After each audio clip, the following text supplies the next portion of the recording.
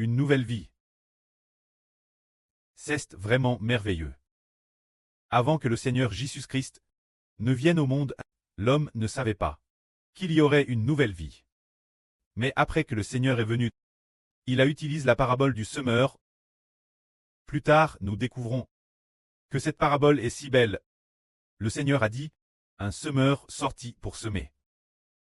Comme il semait, une partie de la semence tomba le long du chemin.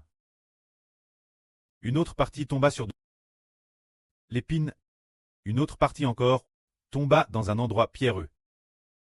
Et une autre partie tomba dans la bonne terre. Alors ce semeur, il est certainement celui qui peut donner la semence, disant que la semence est une nouvelle vie.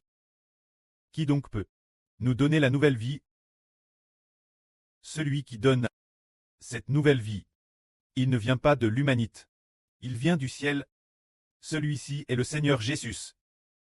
Le Seigneur Jésus met la nouvelle vie dans le monde. Certaines personnes veulent accepter cette vie. Certes, d'autres ne l'acceptent pas vraiment. Certains ne l'acceptent tout simplement pas. Ceux qui ne l'acceptent pas ne l'obtiendront pas. Elle leur est enlevée par le diable. Il appartient au diable. Certaines personnes, bien qu'elles aient entendu et les acceptent, mais leur amour pour cette nouvelle vie n'est pas grand. Leur désir d'obtenir cette nouvelle vie n'est pas grand. C'est pourquoi sa nouvelle vie va en chemin steindre prématurément. Se dire, cette nouvelle vie est la nouvelle vie en nous. Nous devons aimer cette vie. Cette vie est la semence de Dieu. La semence de Christ. Alors comment dire que nous aimons cette vie? Aimer le Seigneur, aimer le Précleste. Et désirer en nous la vie nouvelle creux, rendue noble par le Précleste et le Seigneur. Avec cet amour, alors on l'obtiendra. C'est un peu comme une graine. Par exemple, un grain de blé plant dans la terre. Au début, on ne le voit plus. Sur cette terre, la plante de blé ne pousse pas encore. Après une semaine ou deux, le blé sort de terre et les pousses de blé grandissent. Ainsi, sur cette terre, il y a des pousses. La nouvelle vie est apparue. Alors les pousses. Au début cette terre, avant que le blé ne soit semé, elle avait peut-être produit des pines et des mauvaises herbes. Plus tard, ces pines et ces mauvaises herbes, si le propriétaire le veut bien, sont arrachées. Puis le blé est semé, et ainsi le blé pousse. Petit. En grandissant, il devient de plus en plus beau. Il pousse terrestre bien. La nouvelle vie devient de plus en plus belle. Cette nouvelle vie dont nous parlons doit être acceptée de la part de celui qui peut la donner. Celui qui peut donner la semence de cette nouvelle vie, le Rédempteur. Se dire. La Bible compare souvent le Seigneur Jésus un pou. Comme il l'a dit lui-même. Quand époux est avec épouse, épouse n'a aucune raison d'être en deuil. Il cesse ainsi compare époux, ce qui signifie que il est capable de donner épouse la semence d'une vie nouvelle et de la placer dans l'esprit de épouse. Dans la matrice spirituelle, matrice comme dans fœtus, comme dans embryon, plaque dans la matrice spirituelle, et non dans le sein maternel, non dans la matrice spirituelle. Il a la capacité de prendre ce qui est de l'homme, de prendre l'esprit du Précleste, et de le placer dans notre esprit intérieur, afin que nous obtenions finalement cette vie de Dieu et du Seigneur. Cette vie est vraiment si merveilleuse. Nous la trouvons aussi très merveilleuse. Comment cela se peut-il? Par exemple, l'époque, le Seigneur a dit, si un homme ne natte pas de l'esprit, ne natte d'eau et d'esprit, il ne peut entrer dans le royaume de Dieu. Et puis, il a dit encore, ce qui est haine de la chair est humain, et ce qui est haine de l'esprit est enfant de Dieu. L'homme doit naître de nouveau. Pour pouvoir obtenir une vie nouvelle, c'est-à-dire naître de l'esprit. Pour avoir la vie nouvelle, c'est-à-dire que naître d'eau, c'est le baptême. C'est-à-dire laisser son ancienne vie. Mourir. Par exemple, si l'on prend un terrain. Par exemple, nous avons un jardin chez nous. Ce jardin est plein de mauvaises herbes. Alors l'ancienne vie ce sont les mauvaises herbes. Alors l'ancienne vie, ce sont les mauvaises herbes. S'il faut arracher l'ancienne vie, cela fait référence. Recevoir le baptême d'eau pour faire mourir l'ancienne vie. Pour laisser l'ancien esprit de Psh.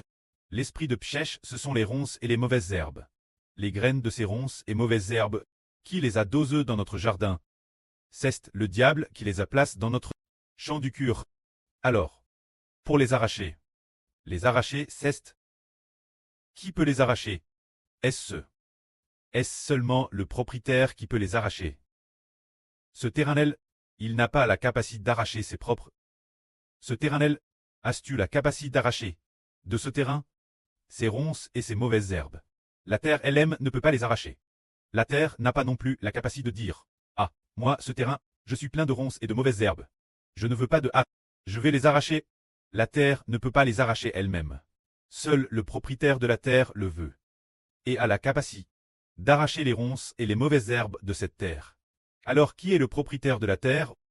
Baptisé au nom du Pré, du Fils et du Saint-Esprit. Baptisez les gens. C'est le Pré, le Fils et le Saint-Esprit. C'est dire l'intérieur de l'homme. Le mâtre l'intérieur de l'esprit. Seuls le Pré, le Fils et le Saint-Esprit peuvent arracher les ronces et les mauvaises herbes plantent en l'homme. Ces ronces et mauvaises herbes, c'est l'esprit du Pshach. C'est l'esprit de Dieu. Le nom de Dieu, le Seigneur Christ et du Saint-Esprit. Pour pouvoir enlever ce qui est l'intérieur, draciner les ronces et les mauvaises herbes, quand nous baptisons au nom du Pré, du Fils et du Saint-Esprit. Au moment Madame du baptême, eh bien, le nom du Pré, du Fils et du Saint-Esprit. C'est ainsi que le Pré, le Fils et le Saint-Esprit entrent immédiatement dans l'esprit de l'homme pour en extirper le péché. En extirper le péchage. Bon. Alors, le moment où le péchage est arraché est semblable. Cette terre qui a déjà été bien labour. La terre a été retourne bien proprement, bien labour. Toutes les mauvaises herbes ont été complètement arrachées. Alors que faut-il faire ce moment tel? Le pshach ayant été arraché, il faut y planter une nouvelle vie. La vie de psh. Les ronces et les mauvaises herbes ont arraché. La nouvelle vie doit être plantée, mettre la vie du bel. Ainsi, après un certain temps, cette terre produit des pousses de blé. Les pousses de blé sont la vie nouvelle. L'ancienne vie, ce sont les ronces et les mauvaises herbes, qui ont déjà été arrachées. Qui les a arrachées? C'est Dieu le Christ et le Saint-Esprit qui les ont arrachées. Nous n'avons pas la capacité de les arracher, mais nous pouvons agir ainsi. Pour qu'elles soient arrachées, c'est par la foi que nous disons: j'aspire ce que la vie de Pshich soit arrachée, j'aspire l'arracher. Alors que pouvons-nous faire pour montrer notre foi? C'est d'être baptisés au nom du Pré, du Fils et du Saint-Esprit. Ainsi, une fois bâtie, elle est arrache. Une fois arrache, après que la vie nouvelle est entre eux. Après un court moment, on manifeste une forme vraiment merveilleuse.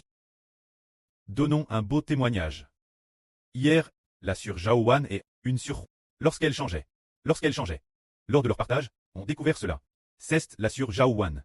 Hier dans un RVE ou une vision, dans un RVE, à RV de la sœur Hongmei, serrant fort dans ses bras le frère Xibo, comme si, ramper comme un enfant, ramper comme un enfant, en le serrant TRS fort. Et puis, la sœur Jaowan a dit: c'est ce qu'elle sert, c'est le Seigneur, elle aime le Seigneur. Alors elle apparta cela, hier soir, avec la sœur Hongmei. Ensuite, la sœur Hongmei raconte ceci. Elle a dit que la sœur Hongmei allait jeter les poubelles. Sortant les poubelles de la villa, pour aller les jeter, et puis, tout en jetant les poubelles, sur le chemin, elle priait le Seigneur. Tout en priant, elle lui exprimait son grand amour. Sans s'en rendre compte, elle a dépassé le vide ordure. Et ensuite, elle a alors découvert qu'elle était allée trop loin. Ensuite, elle a fait demi-tour pour y jeter nouveau cette chette, en disant: Ensuite, nous avons découvert que la sœur Hongmei a eu une nouvelle vie, et qu'elle a obtenu une vie cleste et noble. Pour quelle raison? Parce qu'elle a cru. Parce qu'elle a cru au Seigneur. Qu'elle a cru au Pré Cleste, qu'elle a cru au Seigneur, et qu'elle a aussi cru au frère Hébert. Ainsi, le Pré et le Seigneur, ainsi qu'avec le frère Hébert, l'esprit qui est en eux, est dans la sœur Hongmei, pour arracher ses pines et ses mauvaises herbes, et y planter une nouvelle vie. C'est ainsi que nous voyons cette sœur devenir de plus en plus joyeuse. Souriant joyeusement, TRS joyeuse. TRS joyeuse. Par rapport l'an 2024. Quand le frère Hébert dans la vidéo l'a vu, c'est complètement différent. en 2024. Sans cette nouvelle vie, elle était toujours triste, sans le moindre sourire. Peut-être qu'elle souriait occasionnellement, mais au fond elle ne souriait presque jamais. Maintenant, elle sourit toute la journée, pleine de joie. Quoi qu'elle fasse, c'est pour le Seigneur, pour le pré-Céleste, et elle s'efforce vraiment de vivre cette nouvelle vie. Cela signifie qu'elle a enfin trouvé le Seigneur qui peut lui donner une nouvelle vie. Alors si elle avait trouvé quelqu'un d'autre, est-ce que irait? Non. Car cette nouvelle vie, c'est l'Esprit de Dieu qui en qui qu'il soit, lui permet de l'avoir, cette nouvelle vie. Le pré-Céleste établit le Seigneur Jésus comme le Rédempteur de cette nouvelle vie, et aussi comme celui qui donne cette nouvelle vie. Celui qui sème la semence de la nouvelle vie, qui vient du Seigneur. Et cette semence, Dieu l'a mise dans le Seigneur. Ensuite, le pré et le Seigneur ont fait alliance pour la donner au frère Héber. Et elle vient du frère Héber. Ainsi, ceux qui veulent l'accepter l'obtiennent. Ceux qui veulent l'accepter obtiennent cette nouvelle vie. Regardons encore. Le frère Héber qui a reçu cette nouvelle vie, c'est merveilleux.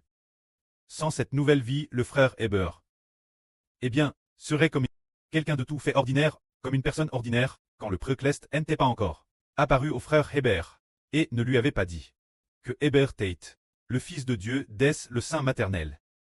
Mais cette poquelle, le pré-Céleste n'avait pas encore mis son esprit en Héber, il avait seulement créé l'esprit de Héber, pour trait, l'esprit du Fils de Dieu. Ensuite, quand le moment est venu, Héber a découvert qu'il était le Fils de Dieu et du Seigneur.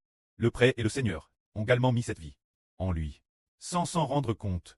C'est parce qu'on a cette vie et qu'on est créé comme Rédempteur, tant le Fils de Dieu. Cette vie de Fils du Seigneur, sans s'en rendre compte, on dit la vraie. On a de la force dans nos actions. Et l'avenir, TRS, vite on pourra battre la GRCS de toutes les nations et tribus, est DJ en nous, c'est dire, cette vielle, qui seule peut posséder ce pouvoir. C'est la vie nouvelle, qui seule peut posséder ce pouvoir. Mais la vieille vie, face n'importe quel événement, n'en connaît pas la raison, ni la cause. La vie nouvelle peintre toute chose, discerne tout de chacun, et discerne tout des choses. C'est la vie nouvelle qui comprend. Cette vie nouvelle, le pré-Céleste nous l'a fait obtenir. Cette sagesse Céleste, l'esprit Céleste au-dedans, nous permettant de pénétrer toute chose, de comprendre, pour parvenir à la compréhension totale de tout. Si c'est ainsi, on pourra alors battre les enfants de toutes les nations et tribus, et savoir comment parler, pour que les gens veuillent accepter cette vie. Le cure de ce qui est dit, c'est de rendre les gens désireux d'accepter cette vie nouvelle. De leur faire comprendre qu'ils doivent croire, qu'ils doivent vouloir, très bâtissent au nom du Pré, du Fils et du Saint-Esprit, pour arracher les mauvaises herbes et les pines en eux, et une fois arrache, planter la vie nouvelle, que la gloire soit au Pré et au Seigneur. Amen.